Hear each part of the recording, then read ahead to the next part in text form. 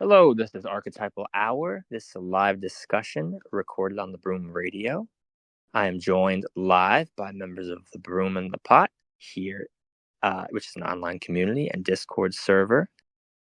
Thank you for joining asynchronously. If you are, we are having fun talking about eyeliner, talking about actually homemade charcoal eyeliner, coal eyeliner. Pretty cool. There's a secret thread that if you know, then you know about beauty and luminosity to give you search hints. But it kind of related to something I had seen about cuteness and cute. I already posted it here. It's a Medium article. Let me read the name of it for those following. I will put it in the description. Cuteness cares nothing for judgment and is infuriating to power. Interview with Maya B. Chronic and Amy Ireland by Clarice Pelotas, 2024, May 26, 2024. And this was posted on Medium. And I posted some screenshots that had the pieces that I was like, whoa, interesting. And so I'm going to read a couple pieces of this, but it really made me think about, like, she defined accelerationism, which is something that I also don't know a lot about. So those that are here and want to share about this archetype of acceleration, I'm very fascinated by it, but I find it kind of creepy also. So I have some aversion to it. So that's why I come back to it also. It's like, oh, that thing kind of turns me off, but why does it turn me off? So anyway, I found myself back here. And she asked this question. The interviewer says, what is the cute and what is its potential in the acceleration and for the accelerationism? It's a pretty juicy question. And they said, we could define accelerationism broadly as a stance for which techno-capitalist modernity is irreducible to all prior human social formations, coming from the outside, with vastly unpredictable effects which cannot be made sense of in their own time. Accelerationism sees the resulting disruptions of society, human identity, and historical certainty not as a threat to nature, humanity, tradition, or the social order, but as a vector of emancipation from all of the conservatism, exclusion, and chauvinism that the human, in quotes, and its attendant categories have served to enforce in the past. I said, whoa, okay, coming out the gate, pretty intense. I'm going to keep going with her acceleration bit. Accelerationism therefore adopts whatever it feels to be the most transformative aspects of this process as both an object of study and an opportunity for participation in the unfolding of a future that will not obey the certainties of the past. It extrapolates the vectors of transformation into problematic configurations that lie beyond the current horizon of experience, then transplants those configurations back into the present as productive forces, a kind of science fiction, or what's known as hyperstition, in quotes. In doing so, then, accelerationism seeks to make itself a machine part for the intensification of tendencies that don't have any finality, but point outside of all known coordinates. So that's a pretty broad definition of accelerationism. Lump says, pretty sure this is all Charlotte Fang's work. Interesting. And Nick Land's hyperstition. Yeah. That's some prime internet speak, says Nobu. Exactly. And a lot of sociological words. Yeah. Yeah. Nobu says, which is basically Inception. You're talking about hyperstition, right? Yeah. Kali ACC reimagined his cute ACC to be more palatable, says Lump. Yeah, maybe. I know so little. Yeah, how do we ground this conversation? I mean, honestly, I was more interested in the cute part than the acceleration part. But I definitely think both of these vectors, as she would say in her language, have a lot of ungrounded energy around them.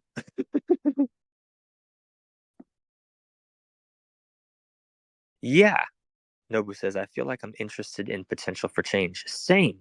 Though I don't know if I'm on board with all of the kind of vibes I get from this kind of speech, especially for me. The thing with the EACC stuff and the adjacent energy is like, I don't know. I don't like the way they talk about humans. I think that's my issue. I think the way they talk about human and humanity is a little dismissive, and it kind of bothers me. Maybe I take it personally. nudge to the last couple weeks here. But like, I think that's my thing. Oh, Light Leaf is here. Good to see you. Welcome, welcome. Nova says, I feel like I'm interested in potential for change and how cuteness creates space for this and how it obstructs it or unduly accelerates it. Interesting. Just some background info on Kali ACC. It mentions Cute ACC as well. Thank you for posting.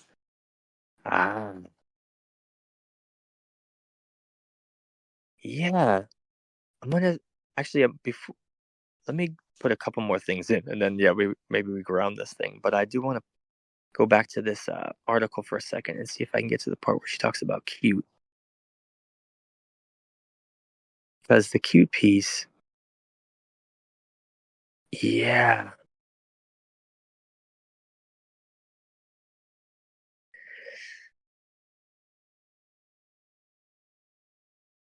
Okay, here. So I'm gonna start here. So combined with our own encounter with becoming cute, a philosophical approach, specifically an approach via accelerationism, itself a mutation of transcendental philosophy, allowed us to think cute differently. The symptoms, in quotes, we examine include a reversibility between subject and object and between binary gender roles, eventually leading to their dissolution. A reformatting of the relation between sexuality and social reproduction. Now, that's an interesting one. A reformatting of the relation between sexuality and social reproduction. A fragmentation of libidinal investments. A collective intensification of abstract sensory triggers. Sounds very prominent now. And perhaps most important from a wider political point of view, a reevaluation of the power of passivity and submission and the relinquishing of all manner of masculinist constraints upon the defense of fixed identity and the avoidance of, quote, shameful and, quote, embarrassing behavior and affects. Well, these symptoms all seem strangely familiar to us. All of the important aspects of the uncontrollable process of falling helplessly in love turned out to be subprograms of cute. And I'll read one last piece here. While cute accelerationism is a fundamentally libidinal philosophy, this doesn't mean it's about conscious, individualized desires. This relates back to what I was saying before about the passive subject of cute. Cute's agency belongs to a feminized idea of desire, desire that precedes the ego and construction of the I, which is inserted into the process of desiring only at the very last moment, even if it takes itself to have been the agent all along. The I is also the part that stops things from happening. To paraphrase the book, this is a cyber feminist point. The I, the fully formed autonomous subject, the human in quotes, aka man in quotes, is the part of the process that looks back at desire and tries to control and contain it. It's the one to the cyber feminist zero. Accessing the transformative libidinal power of cute involves bypassing the ego with all its guilt, its self-consciousness, its shame, and letting things in, allowing oneself to be vulnerable and silly, channeling intensities, making new connections.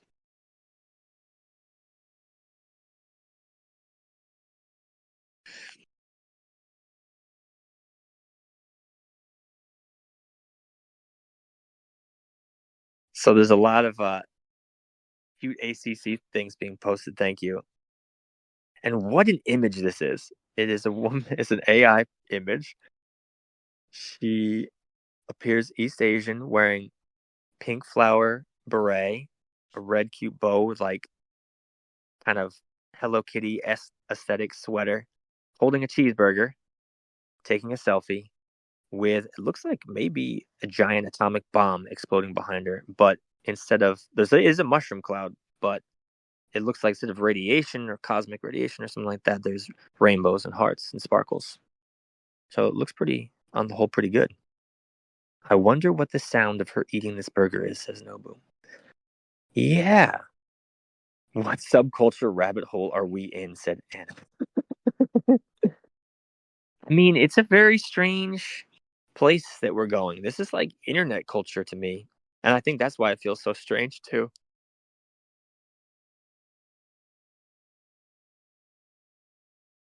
I mean, I don't know where we are either, Anna. That's, I think, why Nobu was saying, how are we going to ground this? Because, like, especially that piece about, like, these, like, really, what do they use? They used a really interesting phrase about all these little things to make investments with your attention. These, like, fractured attentional investments or some shit. Like, what? It's so strange. Yeah, Nobu, do you want to say more? Nobu is talking about, like, can we please just talk about their body and how it feels? Yeah. There's been like numerous examples of cuteness dropped in the chat, and I just want to know what it feels like for everybody in their body when they shield themselves and then look at some of these examples.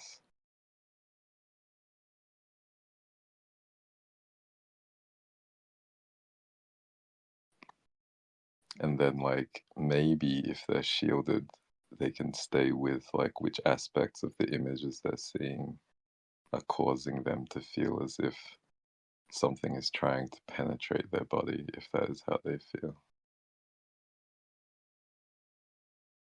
Lump says, I'm activated. Can you tell which parts of your body are activated?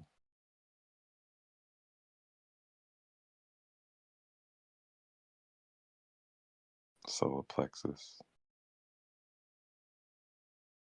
Julie says, I've felt like I had to fight against cuteness given to me as a compliment. That seems interesting to me. Hmm.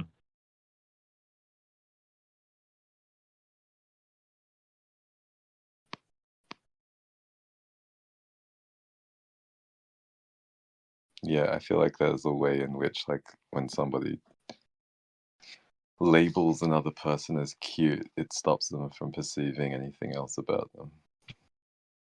Hmm.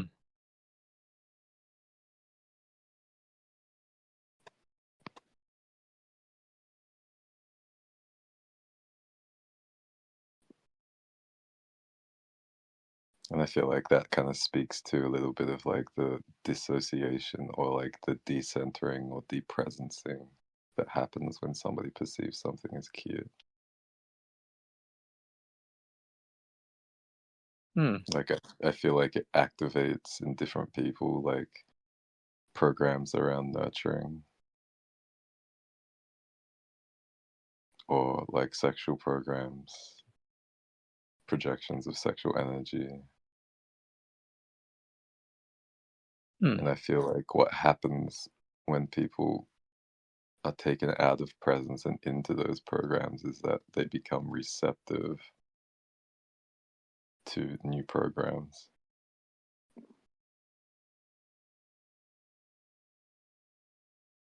So, like, if somebody who is like kind of cute and seems a little bit helpless is like talking about something on TikTok, then I'd say if somebody isn't activated, they would just be able to be present with it and be like, okay, what this person's talking about is very low information.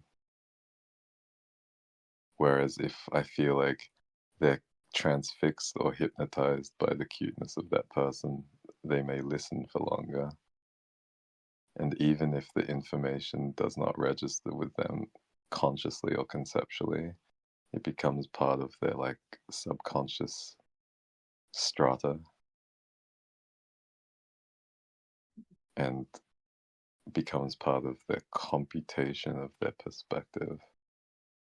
And I think like a good example of this is like if you listen to something while you're like sleeping, sometimes you have dreams about it. Mm-hmm. And I feel like that's an example of inception. Hmm. Yeah. Sai says hypnosis is coming to me right now, which may be because I said hypnosis, but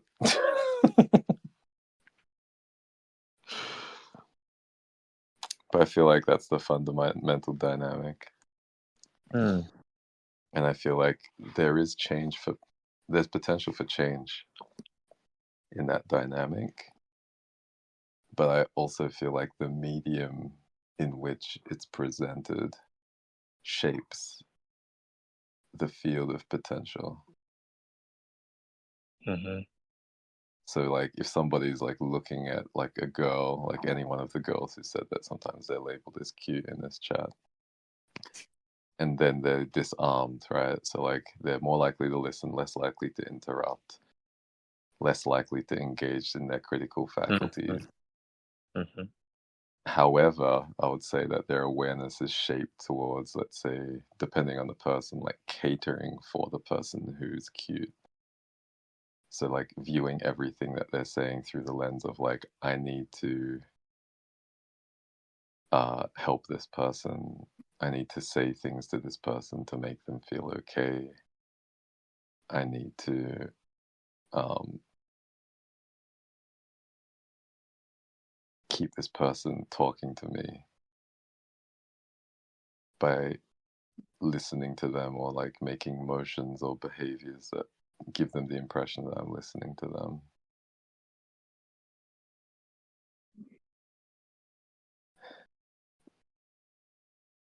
And like, what might not be part of that field of potential is like telling that person when they're wrong, because that might upset them and cause them to stop talking to you.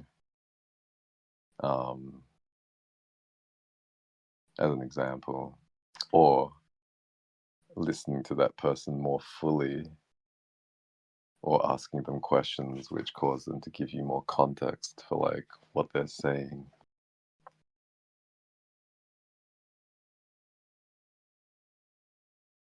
And so I think like I think Lum said weaponized cuteness. Like, so to the extent, like, to anchor it in like what these Brazilian people were saying, let's say, the extent to which that potential can be shaped towards like a shifting of the human condition, I think is constrained by um basically like how willing the person who is like under the spell of cuteness is able to put aside their pattern behavior, which resembles, let's say, like the default mode or default trajectory of the human condition, right? So, like, if that person is induced into a state of like babying a girl, I would say that's like fairly aligned with the current trajectory of humanity, and probably not very aligned with like empowering that person, as an example. Hmm. I would say that doesn't really represent fundamental change.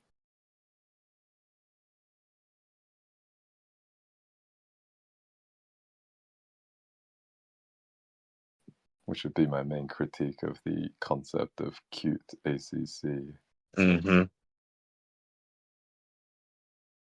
However, I feel like there is more change potential with Kali ACC, because Kali tends to present as like more empowered and feminine. And I feel like most men do not tend to treat women as like powerful in their femininity. And therefore, I feel like probably more men are less likely to be transfixed by Kali ACC. But also, like, if they do manage to be transfixed by aspects of Kali ACC, then they may be incepted into treating women as if they're more empowered individuals. And I feel like that opens up space for me to like consider like the myriad aspects of examples of Kali ACC, right? So like one may be transfixed by big eyes, but then see an explosion in the background, and therefore be incepted into being more receptive to like explosive change, and maybe their disposition towards big eyes is unchanged. Or like, if I'm looking at this picture of the East Asian girl who's wearing like cute stuff, and like she has a ribbon around her neck and flowers around her head, so she looks like a little bit like a sacrificial tribute or a schoolgirl. Like that's all stuff that tends to get people's like sacral chakras going, right? Because like they tend to sexualize Asian women. But then they're like, oh, I usually associate this sort of stuff with like sex, but now I'm thinking of a burger and I'm thinking of a phone. So like their receptivity to the sexualization of what looks like an adolescent East Asian woman ends up conferring or tainting the way that they receive burgers and phones. Mhm. So burgers and phones may end up being associated with cuteness or the promise of like sexual submission.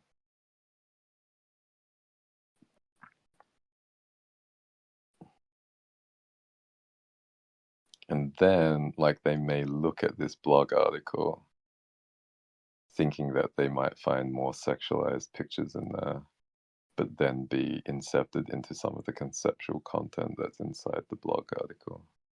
Mm.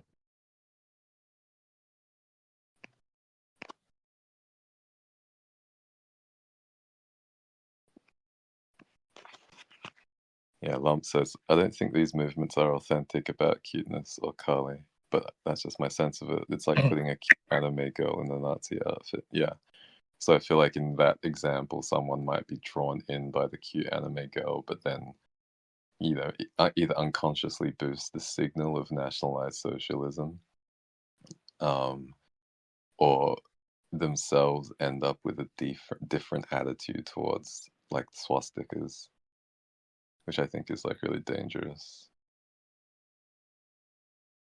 I did mention the massive explosion in the backside, but you may have become desensitized to it by everything else I was saying. And yeah, I do think it's like adjacent to kawaii as well. Kawaii just means like cute, like it's an expression of cuteness. I What did the internet do to our psyches? Just the way you're describing some of these dynamics. I mean, it's all, and it's so interesting that Yeah. people want to accelerate this. I think Like, it's very dangerous. what? Okay. Because like I But was saying, oh, sorry. go on, No, it's go like I on. was saying, like I felt like I'm like my internet usage was mostly just like Twitter, and I was more like a political junkie. And so like I never really, and I'm 41, so like I never really went down into the depths of any real internet subcultures.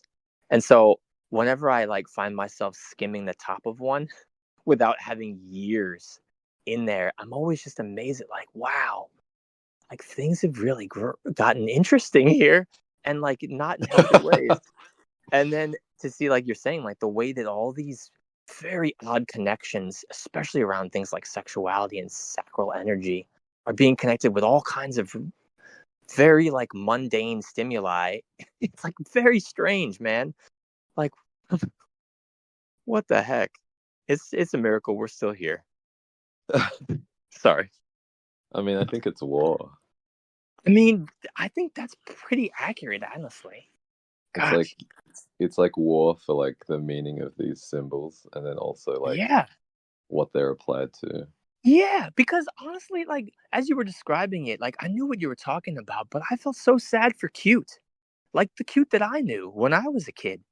Like people holding hands for the first time. Like there was a thing called cute that was amazing, that spoke to something eternal. And I but mean, now I it's feel the like hamburger and blow up and like what? I feel like the symbols of cuteness were usually deployed towards like reproduction of life and like existing modes of like social discourse. I mean, yeah, that feels accurate because like even like the animal stuff, like I feel like there's something about animals that just brings you back to that sacral reproduction energy too. Because I think when I think of cute, I also think of animals immediately. Hmm. But I feel like those also need to change to an extent. I think our relationship with them does, and yeah, I mean, I feel like as a human, I have nothing to say about how animals should or not should not change. But I mean, I would imagine it's good for all of us to embrace it, especially in this Right. place, this field of changes. I mean, I think like what's key to me is to be able to stay present Hmm. when we Mm. get these images Mm-hmm. or these symbols, and then discern like for ourselves consciously, like what kind of like I don't think it makes sense. I think it can be healthy to just block it out, right? Like if you don't feel like you can discern what might be incepted into like your mind, it's Mm. probably easier just to block it out. But I think that you can learn a lot Oh yeah. if you can like shield it and understand like what's being worked upon in your system. Mm-hmm. And it's like, yeah, like you don't learn anything about like safely navigating a war by ignoring Mm. war. Mm. Like you just become more Mm. susceptible to it. Yeah. And So I because of, like oh, sorry. like to me this is like kind of like what we're doing here, right? It's like we're talking about these things, and then to the extent that's possible, we're identifying like the different aspects and then like the influence that those aspects might have on our awareness as we're looking at them. Mm. But I think it takes a lot of work. It takes a lot of vigilance. Mm. It takes like a lot of anchoring in the self. And like, if you end up, like when people say they become desensitized to what they're seeing, I don't think that makes them less receptive. I think it just makes them less discerning. Mm.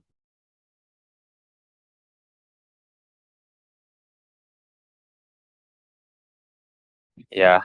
When contents, because as I described, my internet usage has been largely Twitter recently. And like, I know, so like I call it Twitter brain when it comes up in my psyche, where some connection will come on and be like, why the hell did I make that connection? Ah, I see. And I think that's why I really liked how you talked about like I'm paraphrasing like the connections and like how an image now has this other connection with something else and they're all being brought in energetically. And like that's definitely how my psyche works. And yeah, the images that we scroll past, we don't just scroll past them, they're still in our, especially the sounds too, I feel like for me. Like doing meditation work, I'm a kid from the, grew up in the early 80s and grew up in the 90s. So I'm like more a movie kid than an internet kid. So like a lot of my like psyche had a lot of movie stuff, movie quotes, images from movies. So these are the things that like my psyche's making connections with, which is, limiting my ability to comprehend other things, that are much more beyond these silly things that I watched. Right. And so like, I feel like I don't know. That's what's coming up for me listening to Nobu about like the onslaught of images and all these connections that get made between them, and then how people can really utilize that. Like you said with warfare, like especially, I mean, it's so funny too because like I went to school for marketing originally, and like all these principles we're talking about are just basic like marketing too. I mean, all like the sort of privilege of someone who's attractive, this has all just always been the war. So it's really interesting. Also, I think it's funny before the container, we were talking about Lexington, which is right near Madison Ave. And so I'm thinking of like Mad Men and advertising in the age of like really using images and moving pictures to affect people's psyche and change what they desire and like what that looks like now. My goodness. Mm.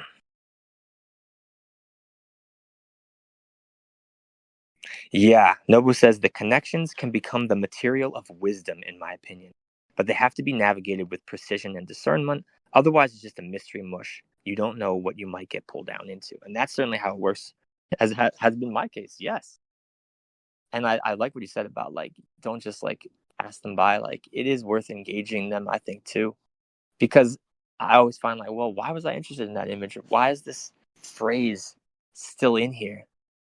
Okay, I guess there's more for it to say. Like, so what is it?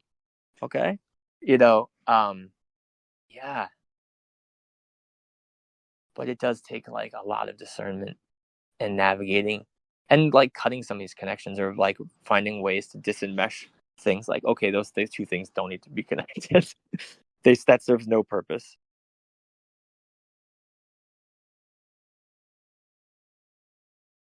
Hmm. Sooner or later, you have to go outside and get food, and you'll see ads, people. Yeah. Yeah. Hmm. But I'm still sad for cute, to go back to the top of this. Um, and a little still sad for human.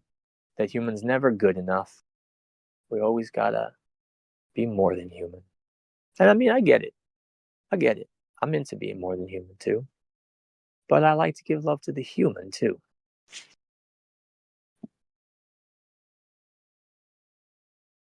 Mm. What is the right way to use cuteness? I don't think there is a right way to use cuteness. I think there's a right way to cultivate cuteness. But I think once you're like consciously trying to be cute, it's not cute anymore. Or at least energetic. Maybe it looks cute, but I don't think that's the vibe that's coming out.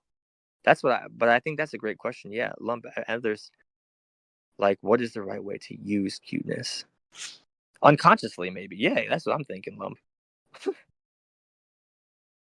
Okay, what if you can't help but be cute? What do you do with it? I mean, just try to be a good human. But see, I don't like using those phrases of like good and, in this case, like it came out of me so quickly and it's so trite and stupid. But it's really more like working on yourself, healing, like doing the work of showing up and being fully present and contributing your thing, whatever that is.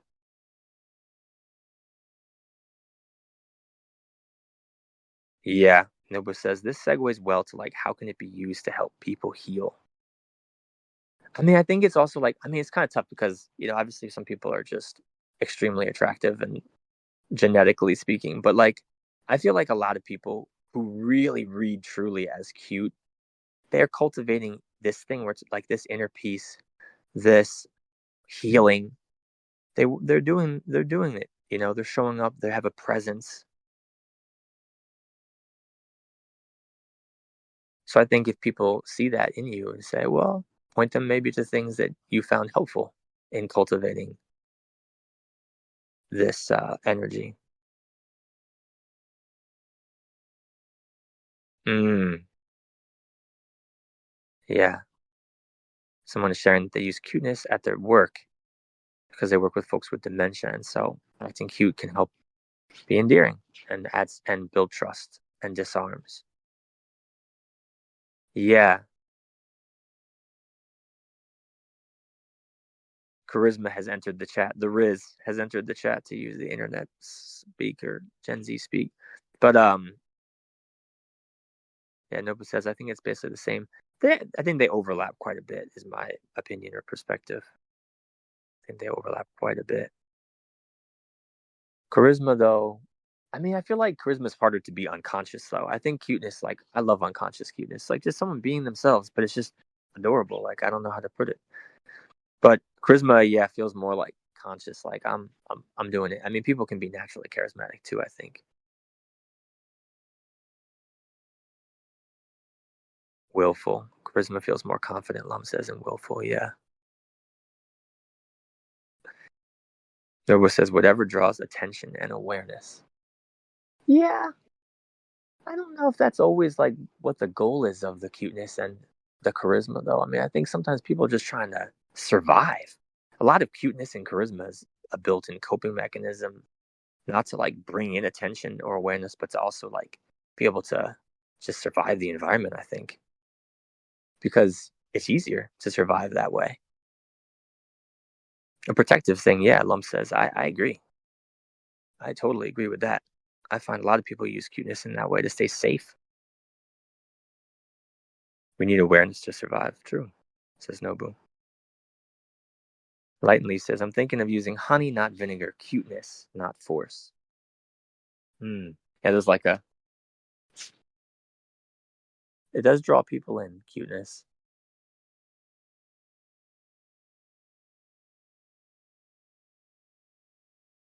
We need awareness to survive. Yeah. I'm going back to this because, like, also awareness is scary, though. Like, I think people are unconsciously cute sometimes. They draw in a ton of awareness and they have no idea what to do with all those eyes on them, all that awareness. And it dysregulates. I mean, that's happened to me many times. where I didn't mean to have all this. Suddenly I said something or moved in a way or talked, and I'm like, oh, okay. All this attention's on me. I was not at all prepared for this.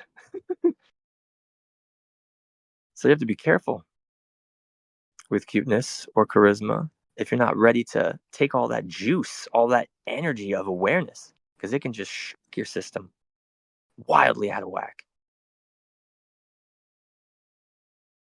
Phew, been there, says Hoda.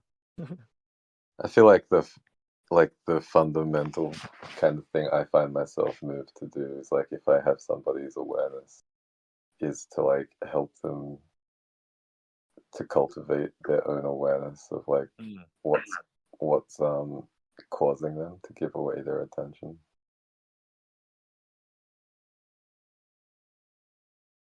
Because that's, to me, that's like fundamental. It's like, how do you defend yourself? And then like anything else is kind of like, well, if you can defend yourself against like what I'm saying, then I can say it. But I wouldn't want to say anything to somebody when they're in like a overly receptive state. Mm-hmm. Because then they get attached to it. They may become desensitized to it so that they project upon it inaccurately, which I think is very difficult because often when we encounter people, they're already dysregulated. So, like, the first thing you say to them, they'll already get attached to and project upon inaccurately. So, it's like very sensitive. Sometimes, like, you can't help them getting attached to certain things. And then, like, you just kind of have to give them the stuff that they need so that they can, like, be detached. So that when you detach from them, they're not, like, just dysregulated again. But I think it's like a very delicate operation a lot of the time.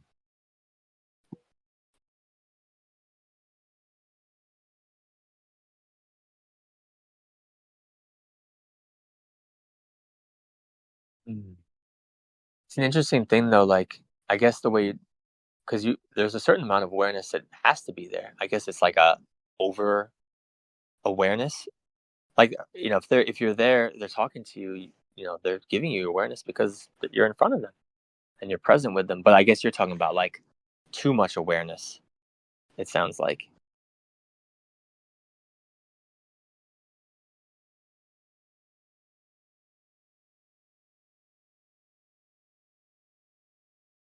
Shobu says, yeah, it can be conscious awareness though.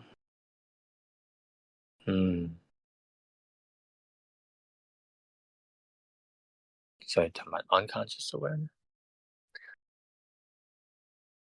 But that does sound like a delicate dance you're doing in your work and relating.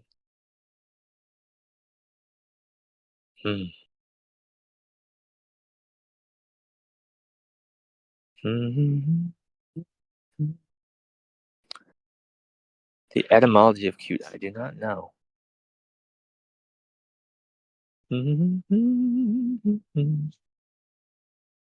So it's almost 11, top of the hour. It's a really interesting conversation. I feel like we've had many about awareness too. It's been up a lot. All these things that are like tugging at awareness. So Brass, how do we close it up? Thinking man emoji. There's like all these new emojis today, or at least for me, all new for me.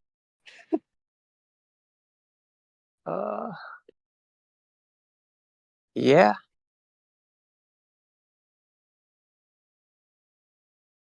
I mean, I'm feeling like asking if anyone has anything related to cute that they feel like they will be sitting with, or bringing more of their awareness to, or bringing less of their awareness to, or trying to be more discerning with, or cultivating more, or using more. I'm just curious. Anything on cute that feels like something that is going to go beyond this container?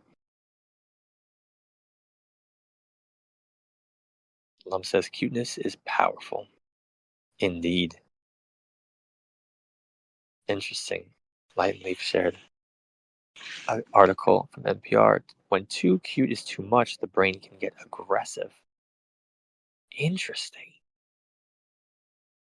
Doing something, triggering something, clearly, because it drives a lot of the images that fuel a lot of the content that we consume.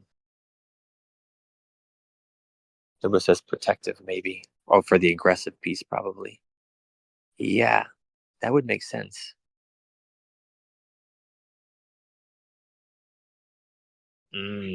Horta says, like, when I see babies, I just want to shield them. Yeah, there must go into some kind of protective overdrive, maybe. Yeah.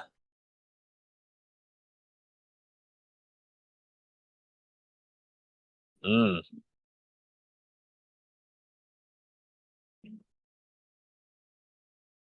Everyone says, or maybe like people get motivated to take advantage of innocence. I'm sure that has happened as well. Yeah. Yeah, it's like, babies, there's the side that wants to protect, and there's the predator that's like, that's the easiest prey. Yikes. Mm-mm-mm. Oh, yeah.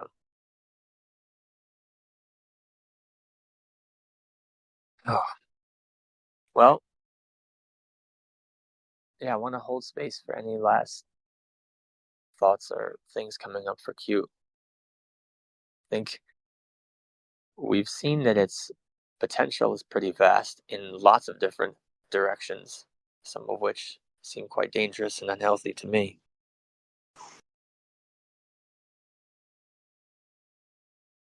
Mhm.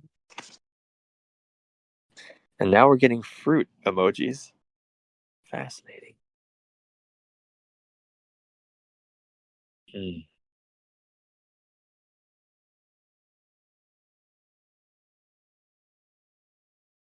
Weird. Interesting.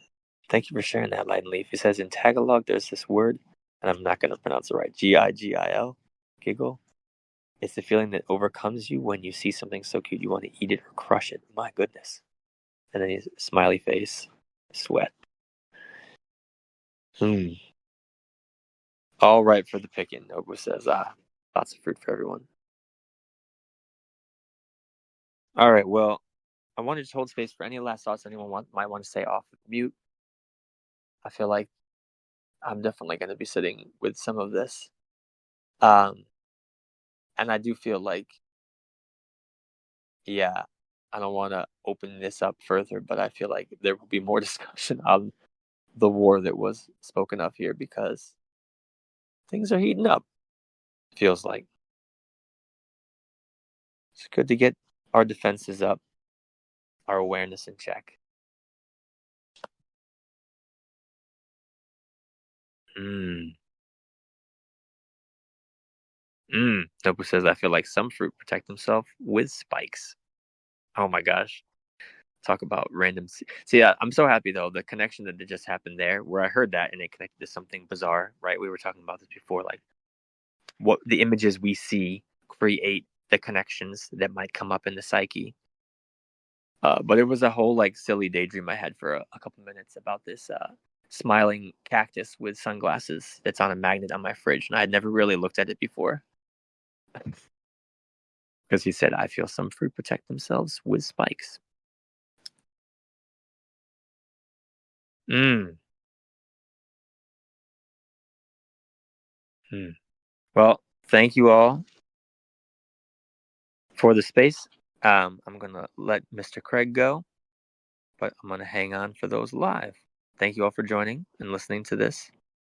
And please share any thoughts here in the server or in the chat or in the comment section. Mm-hmm. Thank you much.